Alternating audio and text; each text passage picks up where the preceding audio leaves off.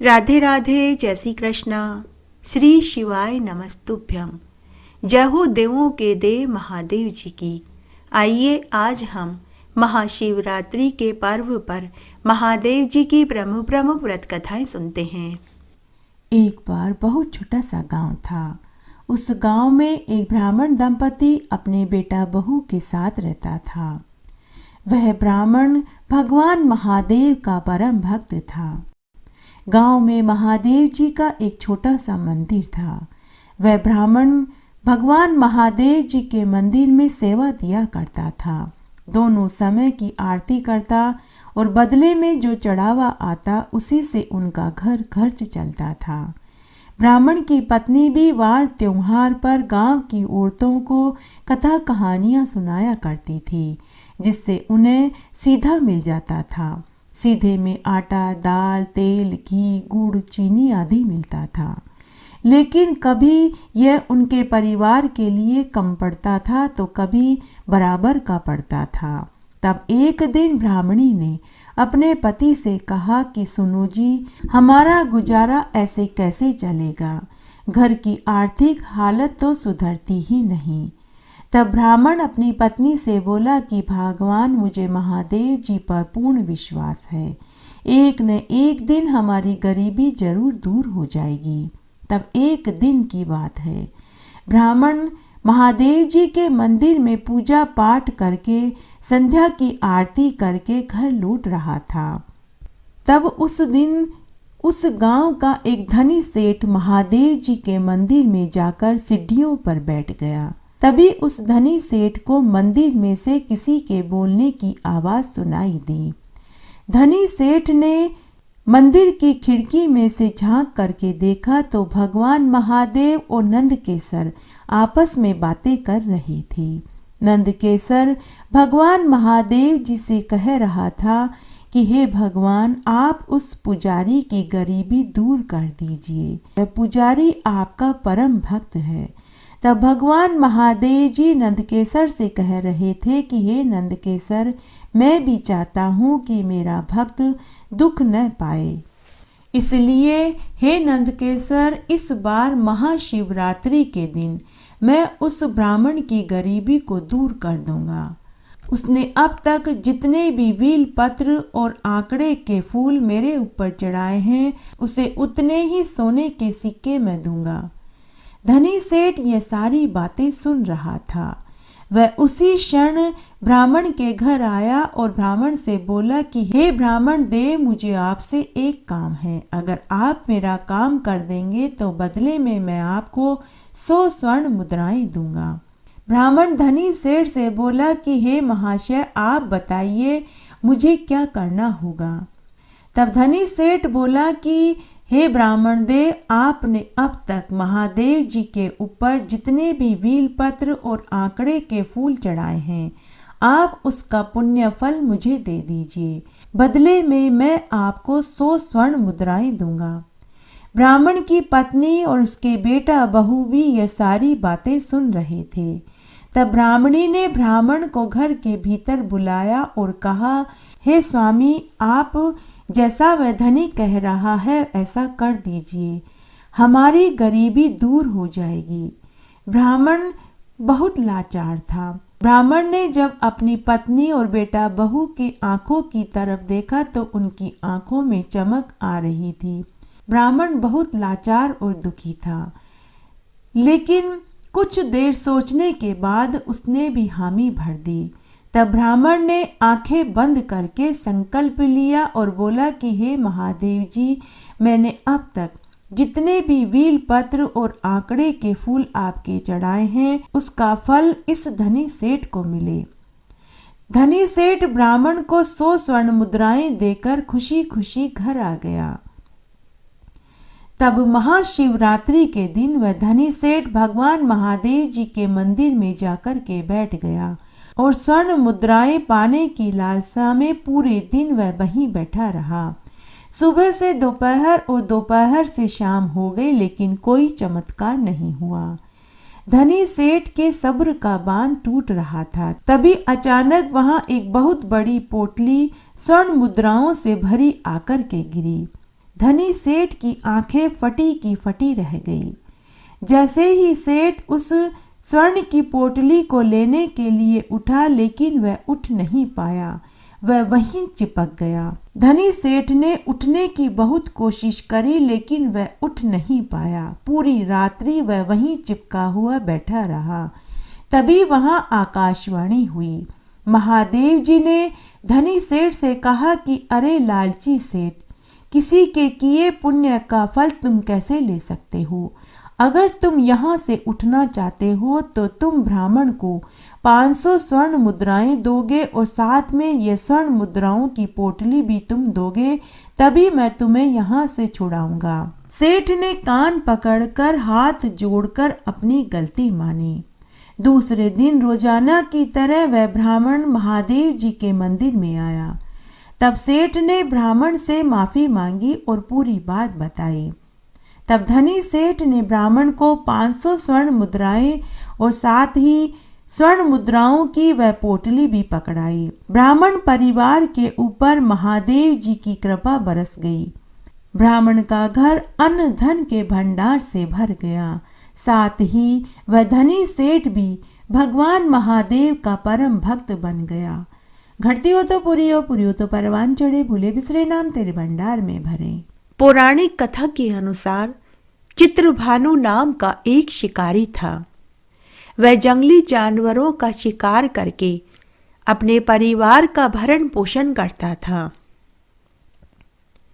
शिकार करने पर भी वह इतना नहीं कमा पाता था कि वह अपने परिवार का ठीक ढंग से भरण पोषण कर पाता। इसलिए वह गांव के एक साहूकार से कर्ज लेता था, लेकिन वह कर्ज चुका नहीं पाता था। तब एक दिन साहूकार ने शिकारी से अपना रुपया वापस मांगा, लेकिन शिकारी साहूकार को उसका रुपया नहीं चुका पाया, तो साहूकार क्रोधित हो गया। एक दिन साहूकार ने शिकारी को शिव मठ में बंदी बना दिया। संयोग से उस दिन शिवरात्रि थी। शिव मठ में शिव पुराण की कथा हो रही थी, भजन कीर्तन हो रहे थे, शिव चर्चाएं हो रही थी, जिन्हें शिकारी ध्यान मग्न होकर सुन रहा था।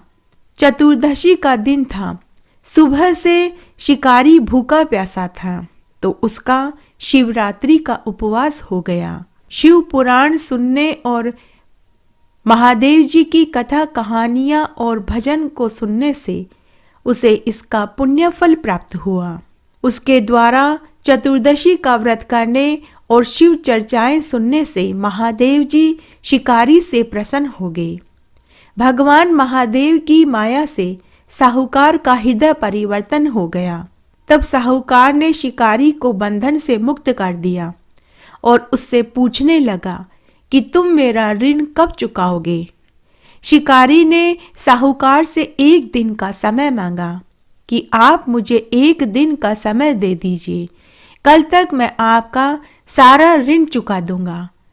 साहूकार ने उसे जाने दिया। शिकारी उसी समय अपने घर आया तो उसने देखा कि उसके परिवार के सभी लोग भूख से व्याकुल हो रहे थे।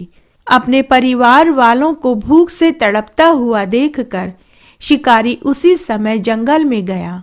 शिकार की खोज में जंगल में चला गया। शिकार खोजता खोजता वह घने वन में पहुंच गया। उस समय अंधकार हो चुका था। शिकारी ने सोचा कि मुझे आज रात जंगल में ही बितानी पड़ेगी। वहां वह एक घाट के किनारे एक पेड़ पर थोड़ा सा जल पीने का लेकर चढ़ गया, क्योंकि उसे पूरी उम्मीद थी कि कोई न कोई जानवर अपनी प्यास बुझाने के लिए यहाँ जरूर आएगा। तब वह एक तालाब के किनारे बैल के पेड़ के ऊपर चढ़ गया। वीलपत्र के पेड़ के नीचे एक प्राचीन शिवलिंग था जो वीलपत्रों से ढका हुआ था। इस बात की जानकारी शिकारी को नहीं थी। पूरे दिन उसने भोजन नहीं खाया था, तो भूख और प्यास से वह व्याकुल था। मचान बनाते समय उसने जो टहनियां तोड़ी वे संयोग से शिवलिंग पर गिर गई। इस प्रकार दिन भर भूखे प्यासे रहने से उसका महाशिवरात्रि का उपवास हो गया और शिवलिंग पर बेलपत्र के पत्ते गिरने से उसकी पूजा हो गई। इस तरह एक प्रहर की रात्रि बीत गई। तभी एक गर्भिणी हिरनी तालाब पर पानी पीने पहुंची। शिकारी ने हिरनी को देखा तो वह धनुष पर तीर चढ़ाकर जो ही प्रत्यंचा खींचने लगा कि उसके हाथ के धक्के से कुछ बील पत्र के पत्ते और जल की कुछ बूंदें शिवलिंग पर गिरी। अनजाने में ही शिकारी की महाशिवरात्रि की रात्रि को प्रथम प्रहर की पूजा हो गई। आवाज सुनकर हिरनी शिकारी से बोली कि हे शिकारी, मैं गर्भिणी हूँ, शीघ्र ही प्रसव होएगा। तुम एक साथ दो जीवों की हत्या क्यों कर रहे हो? मैं बच्चे को जन्म देकर शीघ्र ही तुम्हारे पास आ जाऊंगी, उसके बाद तुम मुझे मार देना। शिकारी ने प्रत्यंचा ढीली कर दी। शिकारी को हिरनी के ऊपर दया आ गई। शिकारी ने हिरनी को छोड़ दिया। हिरनी उसी समय भागकर झाड़ियों में लुप्त हो गई। इस तरह फिर से बहुत सा समय बीत गया। थोड़ी देर के बाद एक हिरनी फिर से उधर आई। दूसरी हिरनी को देखकर शिकारी की प्रसन्नता का ठिकाना नहीं रहा। जैसे ही हिरनी पानी पीने लगी, शिकारी धनुष पर बाण चढ़ाने लगा, जिससे कुछ बिलपत्र के पत्ते और जल शिवलिंग पर जाकर गिरा, जिससे शिकारी के दूसरे प्रहर की पूजा हो गई। आवाज सुनकर दूसरी हिरनी शिकारी को देखकर डर गई और विनम्रता पूर्वक निवेदन करने लगी कि हे शिकारी, अभी अभी मैं ऋतुकाल से निवृत्त हुई हूँ। मैं कामातुर विरहिणी हूँ। अपने प्रियतम की खोज में इधर उधर भटक रही हूँ। मैं अपने पति से मिलकर शीघ्र ही तुम्हारे पास आ जाऊंगी। तब तक तुम मुझे छोड़ दो। शिकारी को उसके ऊपर भी दया आ गई। शिकारी ने उसे भी छोड़ दिया। दो बार शिकार को खोकर शिकारी चिंता में पड़ गया। तभी रात्रि का आखिरी प्रहर बीत रहा था। तभी एक अन्य हिरनी अपने बच्चों के साथ उधर से निकली। शिकारी फिर से धनुष पर तीर चढ़ाने लगा। तभी वह हिरनी शिकारी को देखकर डर गई और शिकारी से बोली कि हे शिकारी, मैं इन बच्चों को इनके पिता के हवाले करके लौट आऊंगी, उसके बाद तुम मुझे मार देना। शिकारी उसकी बात सुनकर हंसने लगा और बोला कि मैं ऐसा मूर्ख नहीं, इससे पहले भी 2 बार अपना शिकार खो चुका हूँ। घर पर मेरे बच्चे, मेरी पत्नी और बीमार माता पिता भूख और प्यास से तड़प रहे होंगे। तब हिरनी ने कहा कि जैसे तुम्हें अपने बच्चों की ममता सता रही है, ठीक वैसे ही मुझे भी अपने बच्चों की चिंता हो रही है। इसीलिए मैं तुमसे जीवन दान मांग रही हूँ। मेरा विश्वास करो, मैं इन्हें इनके पिता के पास छोड़कर तुरंत यहाँ लौट आऊंगी। हिरनी की दुख भरी बातें सुनकर शिकारी को उस हिरनी पर दया आ गई। उसने उस हिरनी को भी छोड़ दिया। शिकार के अभाव में तथा भूख प्यास से व्याकुल शिकारी अनजाने में ही बिलपत्र के पत्ते तोड़ तोड़ कर नीचे फेंकने लगा। सुबह होने वाली थी कि तभी एक हष्ट पुष्ट स्वस्थ हिरण तालाब पर पानी पीने आया। शिकारी ने सोच लिया था कि इसका शिकार तो मैं अवश्य ही करूंगा। शिकारी की तनी हुई प्रत्यंचा देखकर हिरण शिकारी से बोला कि अरे भाई, यदि तुमने मुझसे पूर्व आने वाली 3 मृगियों और उनके छोटे छोटे बच्चों को मार डाला है तो तुम मुझे भी मार डालो, ताकि मुझे उनके वियोग का दुख न सहना पड़े। मैं उन मृगियों का पति हूँ। यदि तुमने उन्हें जीवन दान दे दिया है तो तुम मुझे भी क्षण भर का जीवन दान दे दो। मैं उनसे मिलकर तुरंत तुम्हारे सामने उपस्थित हो जाऊंगा। हिरण की बात सुनकर शिकारी ने सारी कथा हिरण को बता दी। तब हिरण ने कहा कि मेरी 3 पत्नियां जिस प्रकार प्रतिज्ञाबद्ध होकर गई हैं, वे मेरी मृत्यु से अपने धर्म का पालन नहीं कर पाएंगी। अतः जैसे तुमने उनके ऊपर विश्वास करके उन्हें छोड़ा है, वैसे ही तुम मुझे भी जाने दो। मैं उन सब के साथ तुम्हारे सामने शीघ्र उपस्थित हो जाऊंगा।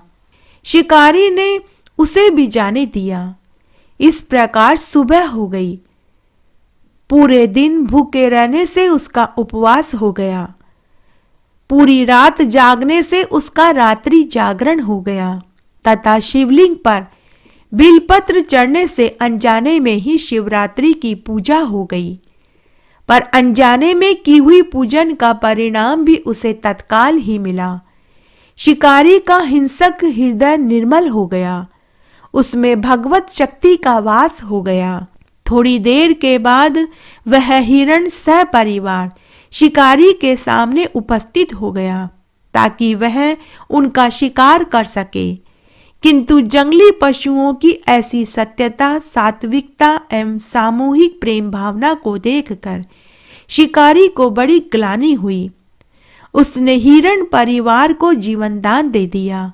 देवलोक से समस्त देव समाज भी इस घटना को देख रहे थे।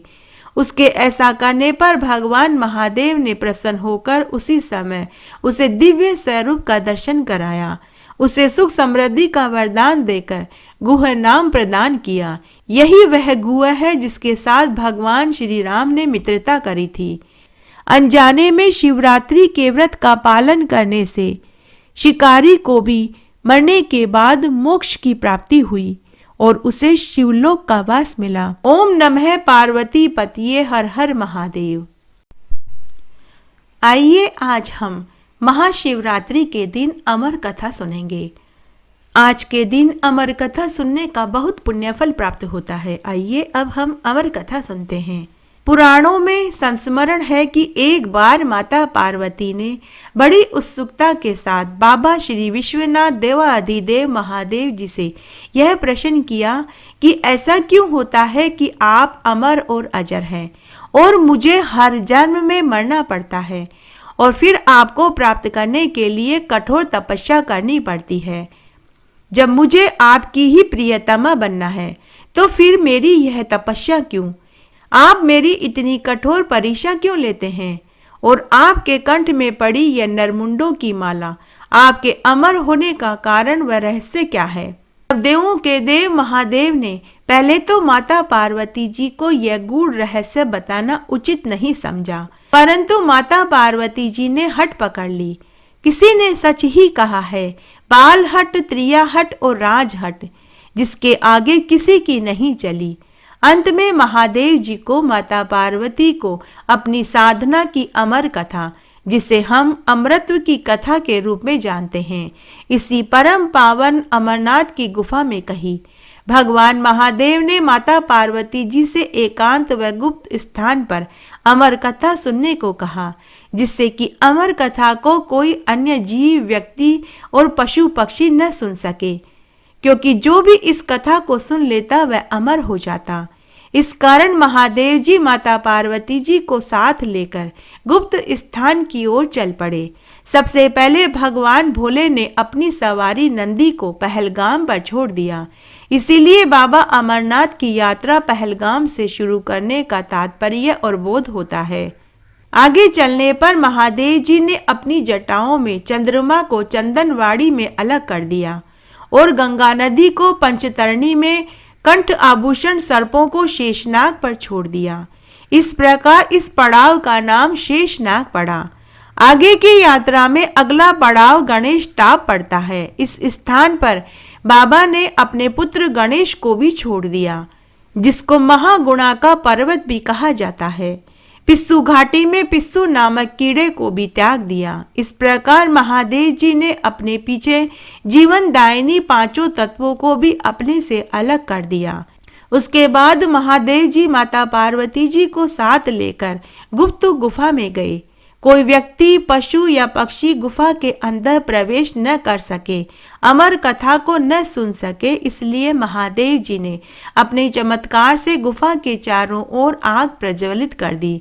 फिर महादेव जी ने जीवन की अमर कथा माता पार्वती जी को सुनाना शुरू किया।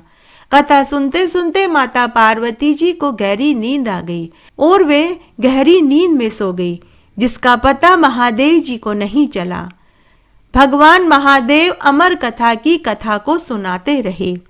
उस समय उस गुफा में 2 कबूतर थे जो महादेव जी की कथा सुन रहे थे। बीच बीच में वे गुटरगू गुटरगू की आवाज निकाल रहे थे। महादेव जी को लगा कि माता पार्वती जी कथा सुन रही है और हुक्कारा ले रही है।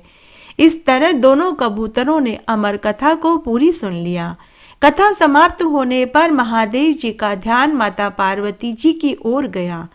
उन्होंने देखा कि माता पार्वती जी तो गहरी नींद में सो रही है। महादेव जी सोच में पड़ गए कि अगर पार्वती जी सो रही हैं तो फिर कथा कौन सुन रहा था। तभी महादेव जी की दृष्टि कबूतरों पर पड़ी। यह देखकर महादेव जी कबूतरों पर क्रोधित हो गए और उन्हें मारने के लिए उद्यत हुए। इस पर कबूतरों ने महादेव जी से कहा कि हे प्रभु, हमने आपसे अमर कथा सुन ली है और वह कथा सुनकर हम अमर हो गए हैं। यदि आप हमें मार देंगे तो अमर होने की यह कथा झूठी हो जाएगी।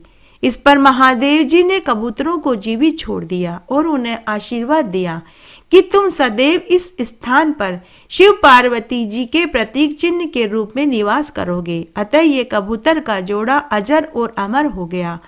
आज भी इन दोनों कबूतरों का दर्शन भक्तों को यहाँ प्राप्त होता है। इस तरह से यह गुफा अमर कथा की साक्षी हो गई। वह इसका नाम अमरनाथ गुफा पड़ा, जहाँ गुफा के अंदर भगवान शंकर बर्फ के निर्मित शिवलिंग के रूप में विराजमान हैं। पवित्र गुफा में माता पार्वती के अलावा गणेश के भी अलग से बर्फ से निर्मित प्रतिरूपों के दर्शन किए जा सकते हैं।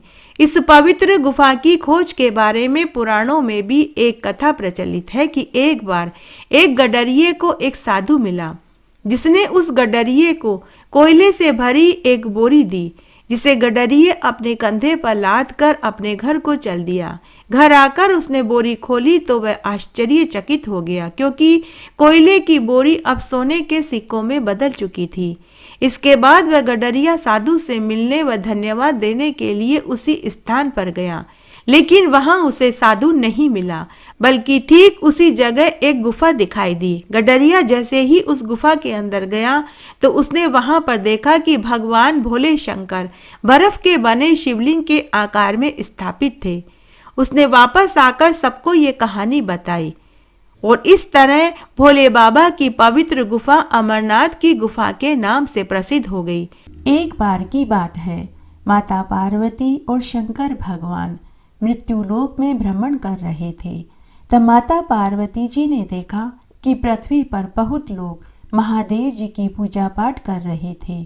मंदिरों और देवालयों में हर हर महादेव की गूंज उठ रही थी। आरती, यज्ञ और भजन कीर्तन और रात्रि जागरण से वातावरण गुंजायमान हो रहा था।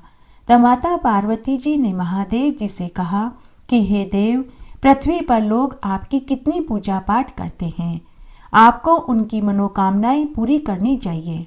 तब महादेव जी पार्वती जी से बोले कि हे प्रिय, ये लोग तो मात्र दिखावा करते हैं, असली भक्त तो बिरले ही हैं। परंतु पार्वती जी नहीं मानी। तब महादेव जी और पार्वती जी ने लोगों की परीक्षा लेनी चाहिए।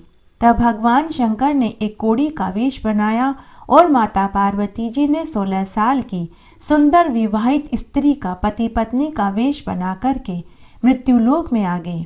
तब भगवान ने माता पार्वती जी से कहा कि हे प्रिय, तुम्हारी नज़र में मेरा सबसे बड़ा भक्त कौन है? सबसे पहले तुम मुझे वहीं लेकर चलो। तब माता पार्वती जी ने महादेव जी से कहा कि हे स्वामी, मृत्युलोक में एक ग्वाला आपका सबसे बड़ा भक्त है। वह रोज आपके शिवलिंग पर गाय के दूध, दही, घी से अभिषेक करता है। तब वे ग्वाले के घर के आंगन में पहुंच गए। जब कोड़ी व सुंदर महिला को ग्वाले ने अपने आंगन में देखा तो वह पूछने लगा कि तुम कौन हो और यहाँ क्यों आए हो? तब माता पार्वती जी ने ग्वाले से कहा कि अरे भाई, हम दूसरे गांव से आए हैं। हमारे घर वालों ने हमें निकाल दिया है। ये मेरे पति हैं जो कोढ़ से पीड़ित हैं। हमें आसरा चाहिए। भाई, मैं आपके घर का सारा काम कर दूंगी। बदले में आप हमें 2 समय का भोजन दे देना। हम आपके घर के आंगन में एक कोने में पड़े रहेंगे। यह सुनते ही ग्वाला तिलमिला उठा और वह क्रोधित होते हुए बोला कि अरे जाओ यहाँ से, मेरा घर कोई धर्मशाला नहीं। और देखो, तुम्हारे पति के शरीर पर तो मक्खियाँ भिनभिना रही हैं।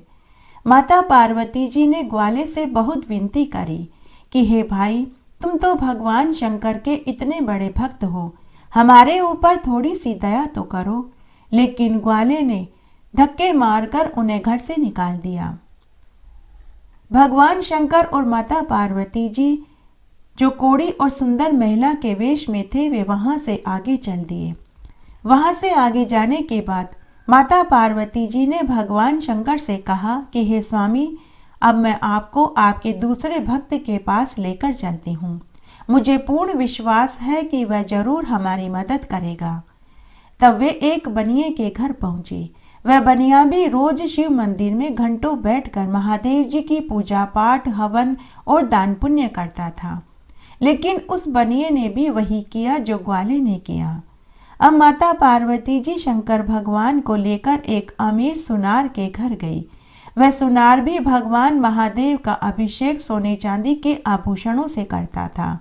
लेकिन उसने भी जब देखा कि उसके घर के बाहर कोड़ी खड़ा है जिसके शरीर पर खून रिस रहा है, मक्खियां भिन भिना रही है, तो उसने भी नौकरों से कहकर उन्हें घर से निकाल दिया। अब तो माता पार्वती जी दुखी हो गई और वे बोली कि हे स्वामी, ये लोग पूजा पाठ, हवन, यज्ञ तो खूब करते हैं, फिर ये इतने कठोर और निर्दयी हृदय के क्यों हैं? ये क्यों किसी निर्बल औरत और गरीब कोड़ी की मदद नहीं करते? तब महादेव जी ने कहा कि हे प्रिय, ये सब केवल दिखावा करते हैं, सच्चे भक्त तो बिरले ही होते हैं। तब महादेव जी माता पार्वती से बोले कि हे प्रिय, अब बताओ तुम मुझे कहाँ लेकर चलोगी? तब माता पार्वती जी ने कहा कि हे स्वामी, अब मुझे कहीं नहीं जाना, ये लोग अगर ऐसे हैं तो सभी ऐसे ही निकलेंगे। तब भगवान शंकर ने माता पार्वती से कहा कि हे प्रिय, हाथ की उंगलियां एक जैसी नहीं होती, कहीं तो पुण्य हो रहा है तभी यह दुनिया टिकी है। अगर सभी पापी होते तो ये दुनिया कब की खत्म हो जाती। हे प्रिय, चलो मैं तुम्हें मेरे सच्चे भक्त से मिलवाता हूँ। तब भगवान शंकर माता पार्वती जी को लेकर उसी गांव में एक खुमार के घर पहुँचे। वह खुमार बहुत गरीब था, मात्र एक टूटी फूटी झोपड़ी में रहता था। आंगन में उसके एक खाट बिछी थी। वहीं चाक पर वह मिट्टी के बर्तन बनाता था, जिन्हें बेचकर वह अपना और अपने परिवार का गुजर बसर करता था। उसे देखकर माता पार्वती जी बोली कि महाराज, मैं आपको इतने पैसे वाले अमीर लोगों के घरों में लेकर के गई, जब उन्होंने हमारी मदद नहीं करी, हमें अपने घर से निकाल दिया, तो यह गरीब खुमार हमारी क्या मदद करेंगे? और मैंने तो इसे कभी भी आपकी पूजा पाठ, हवन, मंत्र, दान पुण्य करते हुए भी नहीं देखा। यह कैसे आपका सच्चा भक्त हो सकता है? तब भगवान शंकर मंद मंद मुस्कुराने लगे। तब वे उसी कोड़ी वेश में खुमार के घर पहुंच गए। उन्हें देखते ही दोनों खुमार दंपति बहुत प्रसन्न हुए और आदर के साथ वे उन्हें अपनी झोपड़ी में लेकर आए, खाट पर बैठाया और छाछ रोटी खाने को दी। खुमार ने भगवान शंकर के कोड़ को ठंडे पानी से धोया और फिर अपने अंगोछे से पोंछा, घावों पर दवाई लगाई। खुमारन माता पार्वती जी को तसल्ली देते हुए बोली कि बेटी, चिंता मत करो, तुम्हारा पति बहुत जल्दी ठीक हो जाएगा। तुम दोनों जब तक चाहो यहाँ रह सकते हो, हम तुम्हारा बहुत ध्यान रखेंगे। माता पार्वती व महादेव जी आंखों ही आंखों में इशारा करने लगे। महादेव जी माता पार्वती जी को इशारे में कहने लगे कि देखो, यह है मेरा असली भक्त। माता पार्वती जी ने भी आंखों से ही कहा कि आप सच कहते हैं। उधर एक ही रात्रि में ग्वाले की गाय भैंसों ने दूध देना बंद कर दिया। उसे बहुत भारी नुकसान उठाना पड़ा। बनिया व सुनार का कारोबार भी ठप हो गया, उन्हें भी बहुत नुकसान उठाना पड़ा। खुमार एक ही रात्रि में मालामाल हो गया। सुबह जब खुमार दंपति सोकर उठे तो उन्होंने देखा कि झोपड़ी में कोई नहीं था। उनकी झोपड़ी सुंदर महल नुमा मकान में बदल चुकी थी। घर में अन्न धन के ढेर पड़े थे। जहाँ माता पार्वती जी बैठी थी वहाँ सोने चांदी की जड़ी चूंदड़ी की साड़ी मिली और जहाँ भगवान शंकर बैठे थे वहाँ कमंडल पड़ा हुआ मिला। दोनों कुमार दंपति समझ गए कि वे कोड़ी वेश में और सुंदर स्त्री वेश में कोई और नहीं, सब माता गौरा और महादेव जी थे। उस कमंडल में जिस चीज की भी इच्छा से कुमार दंपति हाथ डालकर चीज निकालते, उसमें से वही चीज निकलने लगी। कुछ ही समय में वे बहुत अमीर हो गए। पुत्र पौत्र धन वैभव सभी हो गया और वे इस जीवन का सुख भोग कर मरने के बाद शिवलोक को प्राप्त हुए। जय हो शंकर भगवान की, जय हो माता पार्वती। एक बार एक गांव में एक बुजुर्ग ब्राह्मण दंपति अपने नौजवान लड़के के साथ रहते थे। ब्राह्मण भगवान शिव का परम भक्त था। उसे औलाद सुख भी भगवान महादेव के वरदान से ही प्राप्त हुआ था, इसलिए उसने अपने पुत्र का नाम भोला शंकर रखा था। भोला शंकर रोज राजा की बेटी को महादेव जी की सत्य कथाएं और महात्म्य सुनाने जाता था। बदले में राजा उसे आटा, दाल, चावल, घी, गुड़ देते थे। उसी से उनका गुजारा चलता था। तब एक बार बुजुर्ग दंपति ने सोचा कि ऐसे हमारे बाद हमारे पुत्र का गुजारा कैसे होगा? कौन हमारे पुत्र को अपनी लड़की देगा? कैसे हम अपने बेटे का विवाह देख पाएंगे? कब हमारे पुत्र का विवाह होगा? कब पोते पोती होंगे? और कब हम पोते पोतियों का मुंह देख पाएंगे? तब एक बार सावन अधिक मास का महीना लगा तो बुजुर्ग ब्राह्मण दंपति ने सावन अधिक मास के सोमवार का व्रत किया। उसने अपने पुत्र से भी व्रत करने को कहा। बुजुर्ग ब्राह्मण ने भगवान महादेव से विनती करी कि हे भगवान, मैंने पूरी उम्र आपकी पूजा और व्रत किया। मुझे अपने लिए कुछ नहीं चाहिए, बस मैं बेटे का घर बसा हुआ देखना चाहता हूँ। एक अच्छी सी बेटे को नौकरी लग जाए, बस यही चाहता हूँ। हे महादेव जी, मेरे सावन अधिक मास के सोमवार के व्रत का फल मैं अपने बच्चे को देना चाहता हूँ। ब्राह्मण की करुण विनती से महादेव और पार्वती जी का हृदय पिघल गया। तब कैलाश पर बैठे महादेव और पार्वती जी ने एक योजना बनाई। उन्होंने ग्वाला और ग्वालन का वेश बनाया और ब्राह्मण के घर पहुंच गए और कहा कि हे ब्राह्मण, हम मुसाफिर हैं, काम और भोजन की तलाश में दूसरे देश से यहाँ आए हैं। क्या हमें कुछ दिन के लिए आपके घर पर आसरा मिलेगा? तो ब्राह्मण दंपति ने तुरंत हामी भर दी। लेकिन ब्राह्मण का बेटा भोला शंकर अपने माँ बाबूजी से बोला कि माँ बाबूजी, मुझे तो 3 जनों जितना ही आटा दाल राजा के यहाँ से मिलता है। हम इन्हें क्या खिलाएंगे, क्या पिलाएंगे? तब ग्वाले वेश में महादेव जी बोले कि पुत्र, तुम चिंता मत करो, आज तुम्हें राजा के यहाँ से ज़्यादा भिक्षा मिलेगी। भोला शंकर आश्चर्य में पड़ गया कि यह ग्वाला इतने विश्वास के साथ कैसे बोल रहा है, और सच में हुआ भी वही। उस दिन राजा के यहाँ से भोला शंकर को ज़्यादा आटा, दाल, घी, चावल और गुड़ मिला। तब शाम को ग्वालन के वेश में माता पार्वती जी ने पूरी रसोई बनाई। सबने भोजन किया। भोजन इतना स्वादिष्ट बना था कि ब्राह्मण दंपति व भोला शंकर बार बार एक ही बात बोलने लगे कि ऐसा स्वादिष्ट भोजन तो हमने आज से पहले कभी नहीं खाया। ब्राह्मणी ने तो ग्वालन से यहाँ तक कह दिया कि बेटी, तुम तो साक्षात अन्नपूर्णा हो, और खाना स्वादिष्ट बने भी क्यों न, भोजन बनाने वाली सब माता अन्नपूर्णा ही तो थी। खाना खाने के बाद बातों ही बातों में बुजुर्ग ब्राह्मण ग्वाले से बोला कि बेटा, मुझे अपने पुत्र भोला शंकर की बहुत चिंता है। कैसे इसका घर बसेगा? कौन इसे अपनी लड़की देगा? तब ग्वाले वेश में शंकर भगवान ब्राह्मण दंपति से बोले कि हे ब्राह्मण देव, आप चिंता मत कीजिए। जिसके सिर पर महादेव जी की कृपा हो उसके सभी काम सिद्ध ही होते हैं। उस दिन ग्वाले ने ब्राह्मण के पुत्र को एकांत में ले जाकर के कहा कि पुत्र, तुम कल राजा की बेटी को जो कथा मैं सुनाऊं वो ही जाकर सुनाना। दूसरे दिन भोला शंकर ने राजा की पुत्री को ग्वाले वाली कथा सुनाई। उस कथा को सुनते ही राजकुमारी उसी समय अपने माता पिता के पास गई और बोली कि माँ, पिताजी, आज इस ब्राह्मण पुत्र ने महादेव जी की ऐसी कथा सुनाई है जिसे केवल देवताओं ने ही सुनी है। पिताजी, आप इस ब्राह्मण से पता करिए कि इसे यह कहानी किसने सुनाई। तब राजा रानी ने ब्राह्मण पुत्र को बुलाया और सच्चाई पूछी। तब ब्राह्मण पुत्र ने कहा कि हे महाराज, मेरे घर में एक ग्वाला और ग्वालन आए हुए हैं, उन्होंने ही यह कथा मुझे सुनाई। राजा रानी और राजकुमारी उसी समय रथ में बैठकर ब्राह्मण पुत्र को साथ लेकर उनके घर पहुँचे। तब राजा रानी और ब्राह्मण दंपति व भोला शंकर को तो ग्वाला और ग्वालन दिखाई देते, लेकिन राजकुमारी को साक्षात महादेव और पार्वती जी दिखाई दे रहे थे। राजकुमारी महादेव और पार्वती जी के चरणों में गिर पड़ी।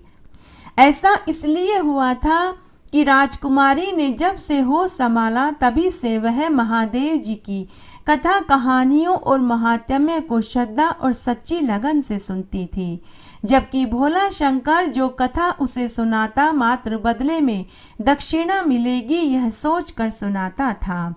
इसलिए महादेव जी और पार्वती जी के दर्शन केवल राजकुमारी को ही हो रहे थे। तब राजकुमारी ने महादेव और पार्वती जी से प्रार्थना करी कि हे देव, आप मेरे माता पिता को भी दर्शन दीजिए, साथ में भोला शंकर और उसके माता पिता को भी दर्शन दीजिए।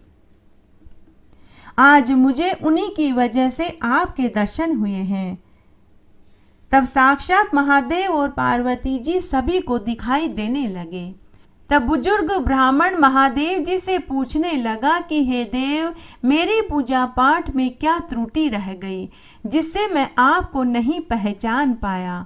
तब महादेव जी बोले कि हे ब्राह्मण देव, पूर्व जन्म के तुम्हारे प्रारब्ध व पाप दोष के कारण ही मैं तुम्हें दिखाई नहीं दे रहा था। तब ब्राह्मण ने महादेव जी से कहा कि हे देव, मुझे अपने पूर्व जन्म की बातों का स्मरण नहीं, कृपया करके आप मुझे मेरे पूर्व जन्म के पाप के बारे में बताइए। तब महादेव जी ने ब्राह्मण से कहा कि हे ब्राह्मण देव, पूर्व जन्म में तुमने और तुम्हारी पत्नी ने पुरुषोत्तम मास का अपमान किया। पुरुषोत्तम मास में तुमने गरीबों और जरूरतमंदों व योग्य ब्राह्मणों को अन्न दान नहीं किया, इसीलिए तुम्हें इसका दोष लगा है। जो मनुष्य भगवान विष्णु के प्रिय मास पुरुषोत्तम मास का सेवन नहीं करता, पुरुषोत्तम मास में अन्न, वस्त्र, मालपुए का दान नहीं करता, उन्हें अगले जन्म में दुख उठाना ही पड़ता है। हे ब्राह्मण देव, तुम दोनों ने पूर्व जन्म में भगवान की सेवा पूजा करी थी, इसलिए इस जन्म में तुम दोनों की मुझ में भक्ति और प्रीति रही। यही कारण है कि तुम्हें मेरे दर्शन नहीं हो रहे थे।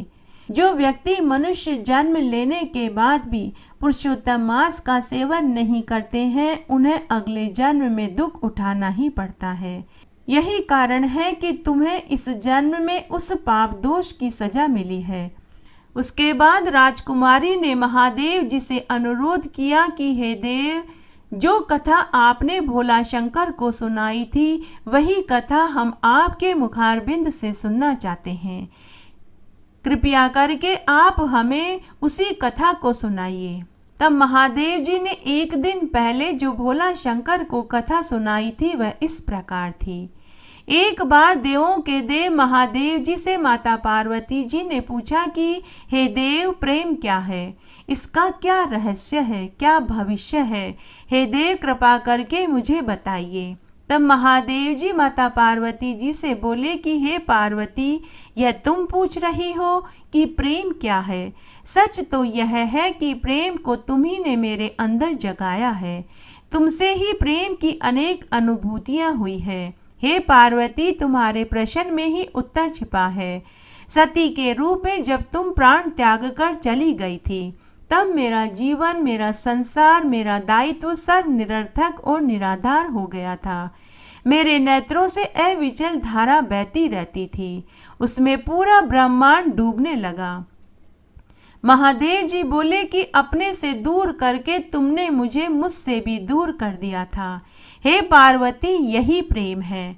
तुम्हारे बिना मेरे अंदर अधूरेपन से इस सृष्टि का अपूर्ण होना यही प्रेम है। तुम्हारा मेरे साथ पुनः मिलन कराने के लिए पूरे ब्रह्मांड का और देवताओं का प्रयत्न करना यही प्रेम है। हे पार्वती, जब तुम अन्नपूर्णा के रूप में मेरी क्षुधा शांत करती हो, जब तुम कामाख्या के रूप में मेरी कामना करती हो, यही प्रेम है। जब तुम्हारे सौम्य और सहज गौरी रूप में तुम पर मैं अपना अधिकार जमाता हूँ और तुम मुझे मान्यता देती हो, यही प्रेम है। और तुम मुझे विश्वास दिलाती हो कि सिवाय मेरे इस संसार में तुम्हें कोई और स्वीकार नहीं, यही तो प्रेम है। जब तुम मुझे चौसर में पराजित करती हो तो भी विजय मेरी ही होती है। जब तुम्हारे मुख पर विजय की जो प्रसन्नता मैं देखता हूँ, उससे मुझे अपार खुशी मिलती है। तुम्हें सुखी देखकर मुझे जो खुशी मिलती है, यही प्रेम है। जब दुर्गा रूप में अपने संरक्षण में मुझे सशक्त बनाया था, यही अनुभूति प्रेम है। जब काली रूप में नृत्य करके मेरे शरीर पर पांव रखा था, तो तुम्हें अपनी गलती का आभास हुआ, तो तुम्हारी जीभ बाहर निकल आई थी, वही प्रेम है। सौंदर्य रूप में ललिता बनकर, मंगला रूप में चंडिका बनकर जो तुम दर्शन देती हो, वही प्रेम है। तुम बार बार अनेक बार शक्तिशाली देवियों के रूप में मुझे और विश्व को दर्शन और आशीर्वाद देती हो, यही प्रेम है। तुम मेरे लिए एक दर्पण के समान हो, जिसमें झांक कर मैं खुद को पहचान जाता हूँ। तुम बार बार स्वयं को मेरे प्रति समर्पित करके मुझे आभास कराती हो कि मैं तुम्हारे ही योग्य हूँ। हे पार्वती, यही प्रेम है। यह वह अनसुनी कथा है जिसे केवल देवताओं के अलावा और किसी ने नहीं सुनी। भगवान महादेव ने यही कथा एक दिन पहले ब्राह्मण पुत्र भोला शंकर को सुनाई थी और भोला शंकर ने यही कथा राजकुमारी को सुनाई थी। कथा सुनाने के बाद महादेव और पार्वती जी सभी को आशीर्वाद देकर अंतर्ध्यान हो गए। तब राजकुमारी ने भोला शंकर से विवाह कर लिया। राजा ने ब्राह्मण दंपति और उनके पुत्र को बहुत सारा दान दहेज दिया, साथ ही अपने जवाई को सलाहकार मंत्री बना लिया। एक बार की बात है, एक गांव में एक नामी महात्मा जी पहुंचे। गांव वाले सभी महात्मा जी के उपदेश सुनने पहुंचे। उसी गांव में एक आदमी था, उसने कभी कोई दान पुण्य व्रत नहीं किया था, वो ठग था। एक दिन उसकी पत्नी ने अपने पति से कहा कि आप भी महात्मा जी के दर्शन कर आइए, बहुत अच्छे अच्छे ज्ञान की बातें बताते हैं, आप भी उनको सुनकर आइए। तो एक दिन ठग महात्मा जी के पास पहुंचा। महात्मा जी उसे देखते ही समझ गए कि ये इंसान कभी मंदिर की सीढ़ी भी नहीं चढ़ा होगा। ठग महात्मा जी के पास बैठ गया। ना तो उसने महात्मा जी को नमस्कार किया, ना ढोक लगाई और ना ही कोई दक्षिणा चढ़ाई। फिर भी महात्मा जी उसे देखते ही मुस्कुराए और उन्होंने पूछा, बेटा तुम यहाँ किस लिए आए हो? ठग बोला, मेरी पत्नी ने कहा था महात्मा जी के दर्शन कराओ तो मैं आ गया। तब महात्मा जी फिर से मुस्कुराए और बोले कि तुम्हारी पत्नी बहुत धार्मिक प्रवृत्ति की है। बेटा क्या तुम कोई व्रत, उपवास, भजन, पूजन करते हो? तो ठग बोला, महाराज मेरे पास इन सब चीजों का समय नहीं है। तब महात्मा जी ने कहा, कोई बात नहीं, तुम रोज शिव जी के मंदिर में जाकर जल चढ़ाया करो और दीपक किया करो। लेकिन ठग ने कहा, नहीं महाराज मेरे पास समय नहीं है। तब महात्मा ने कहा, कोई बात नहीं, फिर तुम ही बताओ तुम क्या कर सकते हो? तो ठग बोला, मेरा पड़ोसी रोज शिव जी के मंदिर में दीपक करने जाता है, मैं ऐसा कर सकता हूँ कि रोज उसके जलाए हुए दीपक को मंदिर में जाकर बुझाकर आ जाऊंगा। एक बार तो महात्मा जी को बहुत क्रोध आया, लेकिन उसी क्षण उन्होंने अपने क्रोध को काबू में किया और थोड़ी देर सोच विचार करने के बाद महात्मा जी ने सोचा, कोई बात नहीं, इस बहाने ही सही मंदिर में भोलेनाथ जी के दर्शन तो करेगा। तब महात्मा जी ने कहा, ठीक है बेटा तुम ऐसा ही करना, लेकिन इस नियम को तोड़ना मत, रोज ये काम करके ही तुम खाना खाया करो, नियम बना लेना। उस दिन से उस ठग ने एक नियम बना लिया। जब उसका पड़ोसी शिवजी के मंदिर में दीपक जलाकर मंदिर से बाहर निकल जाता तब वह मंदिर में जाकर उस दीपक को बुझा देता, घर आकर खाना खा लेता और अपने काम करने लग जाता। लेकिन एक दिन जब उसका पड़ोसी दीपक करके बाहर आया, ठग मंदिर में गया तो दीपक पहले से ही बुझा हुआ था। उस दिन शिवरात्रि थी, मंदिर में बहुत भीड़ थी। उसे किसी और का दीपक बुझाने का मौका नहीं मिला। वह पूरे दिन वहीं बैठा रहा, भूखा प्यासा। शाम हो गई, रात हो गई, मंदिर में रात्रि जागरण था। वह पूरे समय दीपक बुझाने का मौका तलाश करता रहा, लेकिन उसे मौका ही नहीं मिला। लोगों ने समझा कि यह जागरण करने बैठा है, भगवान का भक्त है। इस तरह शिवरात्रि को उसका उपवास हो गया। इस तरह कई बरस बीत गए। जब उसकी मृत्यु हुई तो उसी दिन उसके पड़ोसी की भी मृत्यु हुई। दोनों को यम के दूत नरक में ले गए। तब शिवजी के गण यमलोक में पहुंचे और यमराज से कहा, महाराज, आपके दूत गलती से इस आदमी को नरक में ले आए हैं, इसे तो स्वर्ग में जाना है। तब यमराज बोले, अरे ये तो ठग है, इसने तो पूरी उम्र गलत काम किया है, कोई दान पुण्य भी नहीं किया, न कोई पूजा पाठ की है। हाँ, आप इसके पड़ोसी को ले जा सकते हो, ये स्वर्ग में जाने का पात्र है। तब शिवजी के गण बोले, नहीं महाराज, इस ठग ने शिवजी के मंदिर में शिवरात्रि के दिन पूरे 24 घंटे भूखे प्यासे रहकर मंदिर में जागरण में पूरे टाइम रहा, इसलिए यह स्वर्ग का अधिकारी है। इसका पड़ोसी भी स्वर्ग का अधिकारी है। तो इस तरह से उस ठग ने पूरी उम्र कभी कोई पूजा पाठ नहीं की, ना कोई व्रत उपवास किया। सिर्फ एक बार जीवन में उसने शिवरात्रि को जागरण में बैठा, भूखा प्यासा रहकर उपवास हो गया, तो उसे स्वर्ग का वास मिला।